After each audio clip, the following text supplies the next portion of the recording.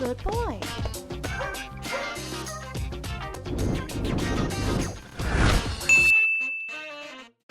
Hello, welcome to Doc Dog and Disabilities. I have with me today a guest, and would you like to go ahead and introduce yourself? Sure. Hey there. I am Rashidat, your dream strategist, and I help Black women quit being a strong Black woman so that we can redefine who we are beyond our job title because we have way more, all of us, not just Black women, but all of us have so much more to offer than just what we do for work, and then take actions to really build a life where we get to live fulfilled. So, yes, that's what I do.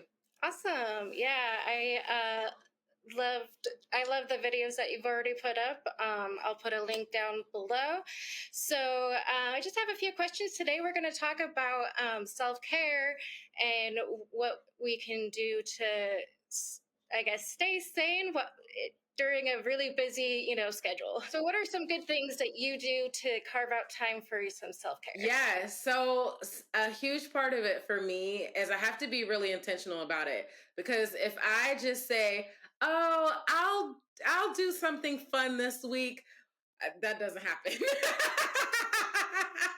It doesn't happen at all. So, one of the things that I do is I take an hour every week and I look at what are some things that I can put in my schedule for the next week for rest and fun. And I actually do it as a co-planning session on my channel. But the whole goal is that for one, when it's time to have rest and fun, I have absolutely no idea what I'm going to do. So first I make a list of rest and fun things. And then I look for different events to do it. And also sometimes I just do it for myself, but I put it in my calendar because for me, if it's not in my calendar, it's not real. It's not going to happen. Oh, I definitely feel that for sure. I've got ADHD, so if it's not in the calendar and reminding me, it doesn't exist. Exactly. Exactly. And then, do you actually go along with that? Do you actually take that hour? Every Friday, I am very intentional about like literally putting it on the calendar. But you're right. Like if when it's time to rest, I don't actually stop myself to rest, it doesn't matter. So I'm gonna be like real honest. Like there's days where I have to like really stop myself and have a conversation and say, I know you feel like you're behind, but you're not. Like you can actually do that thing later because there's always going to be more to do. Like there really is. And so I have to give my own self grace, my own self permission to be like, nope, nope. Like we're actually going to rest at this moment.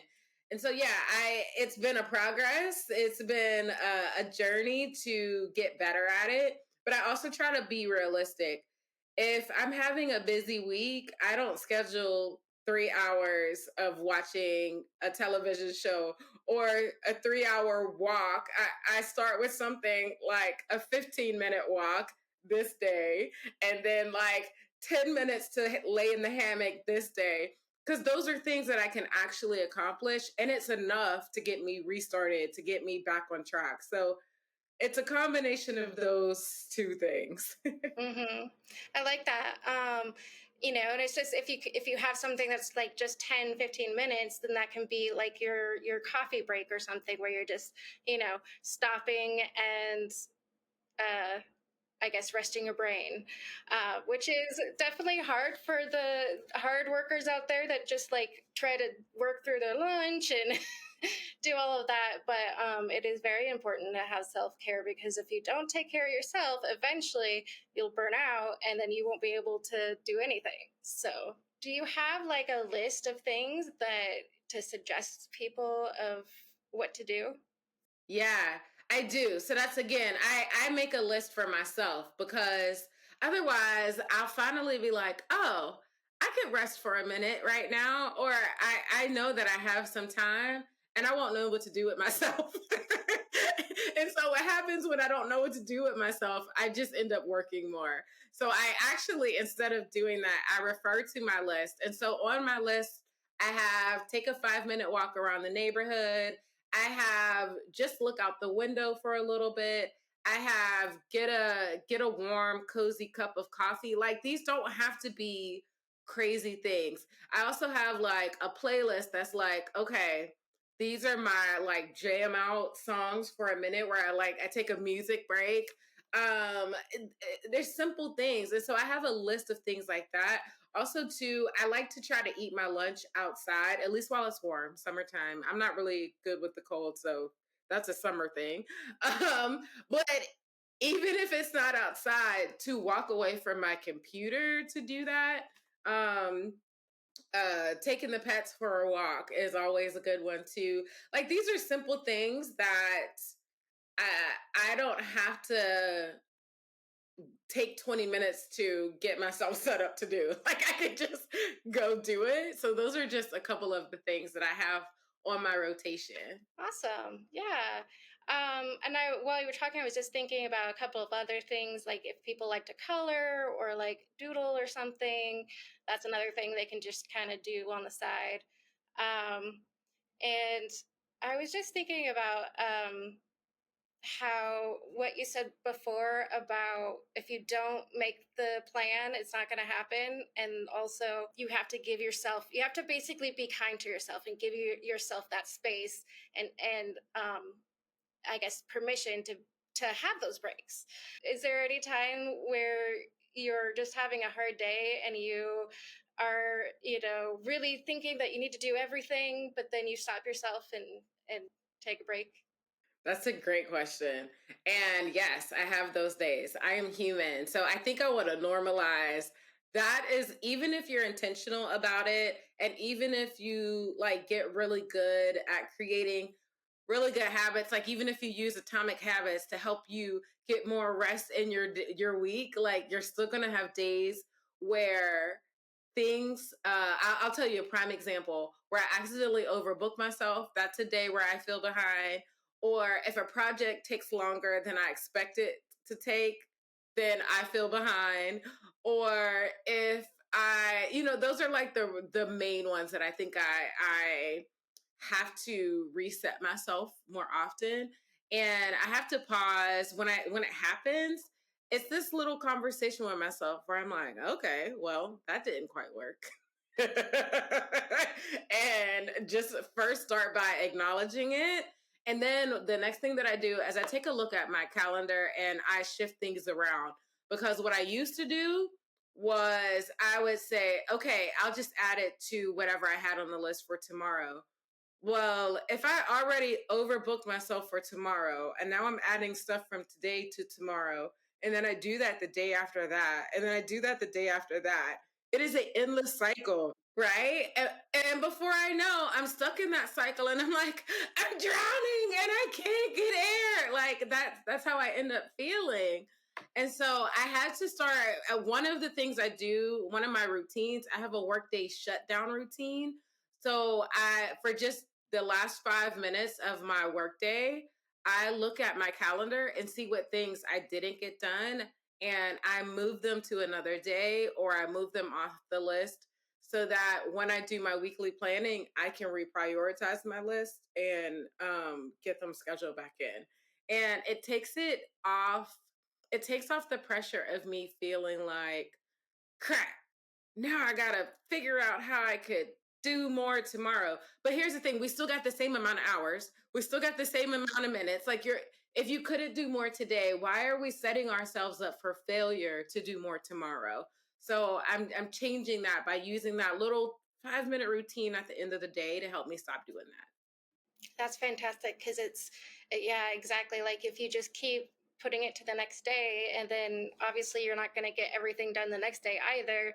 So you're just going to start feeling like you're just a failure and you can't do anything. Do you have, um, do you have any suggestions for people who maybe start feeling down about themselves or a common term is imposter syndrome where we feel like we're not good enough? What would you say to them? That's definitely a real thing to assess because I feel like so much of American culture is like fix every part of you so that you're perfect and that you can be a superwoman and that you can do this and do that. And I don't believe in any of that. All of that stuff is exhausting. All of that is the stuff that gets us in that cycle of overworking, burning ourselves out. Like, so I think the first thing about that is, for one, like, really challenging anything that tells you that work plus work is going to equal freedom. Like, being like, lies, lies, call BS on it, okay? First and foremost, BS, BS, BS. Like, scream at it if you have to. That's no that's number one. And then number two, one of the ways that I always have to reset myself is, um outside of all of the things that I do, yes, I do a lot, but who am I? Like, who do I get to just be when I wake up? Who am I? Who do I get to be? If you believe in God or the universe, who did that being create you to be? And none of that had to do with your job or how you make money. I don't believe God woke up and said, the best version of you is being a teacher. No, not at all. Instead, he said the best version of you is being an encourager, being a I don't want to say strong. What's the word I'm looking for? Being a person who can figure things out. Being a problem solver is the word I'm looking for. Being someone who gives really good hugs. I don't know. Think about those things. Like, those things are who you are, regardless of how you make money, regardless of how much money you do or don't make, regardless of what job you do, even if you could never do anything more than just blink your eyes, or like, if you could never move your body, these are the things that that you still are. And if you can get really confident and see your self-worth in those things rather than all of those other things, then the imposter syndrome, I have found, fades away, because I can't be an imposter when it comes to being encouraging. Like, I can't be an imposter when it comes to being an adventurer, because I love to go on an adventure, take a risk. Like, those are just things that I naturally do. I wake up and that's how I show up. And so when you can find those things, it helps ground you to not be scared that someone is going to figure out that you aren't that, because that's exactly who you are. I really love that, actually, especially people with invisible disabilities. When they go to work, that they may not feel worthy enough to be with everybody, or they may think that, oh, the boss is going to just be upset with me because I didn't do XYZ because of my disability, or whatever it is. It's super common, and I do agree that, like, kind of societies put that on us. It's kind of like America wants you to live to work, and but you should work to live, to just, like, be who you are. And I really like that you think about the things underneath what you're doing, the personal traits, because you can't fake that. I like that. Yeah, good. It's been super helpful for me. Yes. Because, I mean, if we're honest, probably all of us have some kind of disability, but some of us hide it better than others. And I think sometimes it's very easy to think, it's easy to let the track run in the back of our mind that everybody's watching us and all of those things. But when this is how I show up in every single room, and you can, like, tangibly be like, here I am. This is what I give. You can do that with intentionality.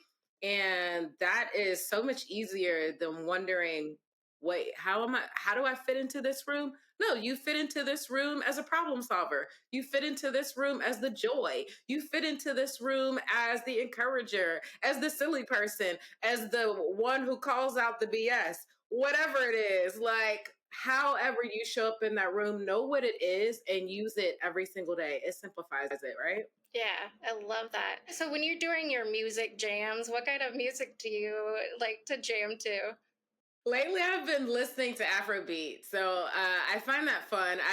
I go on YouTube. YouTube, especially now that I do YouTube videos, I go to YouTube for everything. So I go in and put on like Afrobeat lo-fi, and that comes up with some really great music. I also like a good Sierra. My goddaughters, when they were younger, there was this song called "Level Up," and it's really high energy, and it's like go go go go, and it's like my hype up song. So I like that as well. Kind of pump yourself up, and it's like, okay, I'm good. Right. So I enjoy a little bit of everything, so those are just a couple. That's cool. Yeah. And I like where you're going with that too. It's like you bring in the energy that you want. Yeah. Yeah, I love that. Do you know what? YouTube. So I agree with you that YouTube is like you find everything there. And it's been kind of my like go to education, like find whatever I need, right? But I was just thinking the other day that YouTube wasn't around like my entire life, but I can't remember when it wasn't there. It feels like it was there my whole life. Yeah, I agree. It's crazy. Yeah, but it's a wonderful source. We've got some really good suggestions. We have just take a little bit of time, right? And we have think of your qualities and not you're a teacher or whatever it is because you can't fake who you are. And then plan out your time to be for yourself. And then also when you have too much for the day, you take that time out and make sure you reschedule so you're not just setting yourself for failure every day. Yeah. Yep. That's it. I love that. Is there anything else you'd like to share today? I would say, yeah. Another thing that I like to do, it's funny. When my one of my really good friends, when she got married, I made a sign because, and I would and I stood in the back because she didn't do a wedding party, so I couldn't like be in the front with her. But every time I could tell that she was holding her breath, I would put up this sign and it said breathe. And it reminded her to just exhale. So I just, a lot of these things, a lot of these pressures that make us feel like we have to show up as perfect, when you feel that pressure, please take a second and breathe and know that, even again, I'm going to repeat this because it's really important to me. It's so important. Even if you could never move a muscle ever again, you are still loved. You still have value. You still have worth. So rather than trying to be this perfect human or this molded version of a human, just show up and be exactly who you are, because that is perfect and beautiful exactly as it is. So, yes. I love that. Thank you so much for joining me today, and I hope to possibly do another collab with you in another time. Yes, it's been my pleasure. I am so glad that you invited me. Thank you for having me.